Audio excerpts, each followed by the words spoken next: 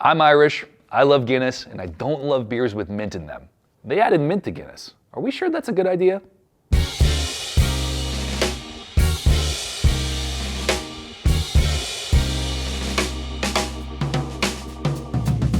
So as mentioned in the intro, I got a little trepidation with this.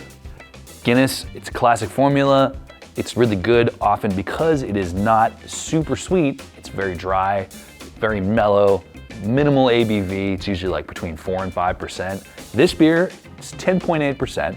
It's been aged on cacao nibs, and they also used some dried mint leaves in the brewing process. So this just came in this afternoon, right before we started shooting this review, and I haven't even tried it yet. Normally we try things before we start rolling, so first reaction, here goes nothing.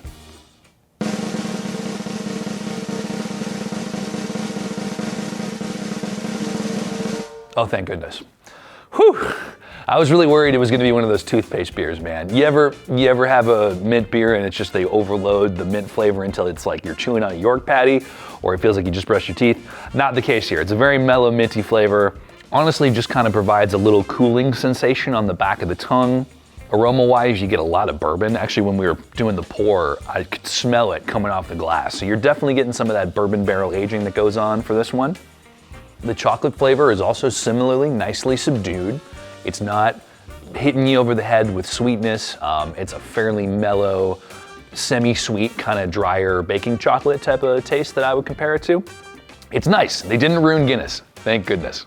So as far as, the mint chocolate index goes, you got Thin Mints probably at the top of the scale. Everybody loves Thin Mints. Maybe down near the bottom is a York Patty. I think those are somewhat controversial. This one definitely reminds me more of that Thin Mint flavor, maybe an Andes mint, but it's not quite that strong of a mint flavor. It's really nice and subdued. The chocolate is most of what you're getting, that great malty stout flavor that Guinness is known for. The mint is really more of like a cooling prickle sensation on the back of the tongue. It's nice and mellow. So these are retailing for right around 20 bucks for a 4-pack. They are 10.8%, which is, plenty strong. So you're definitely getting your money's worth in terms of ABV. If I was it'd be my $19, $20, I probably wouldn't spend it on this. I like it better than I like most mint beers, but I still have a little bit of an aversion to that style, and getting through a 4-pack of this would be a little iffy. However, this is a really fun novelty to give somebody who loves Guinness. It's a fun twist on the flavor. You still recognize it as Guinness. It still tastes like Guinness, but it's got something different.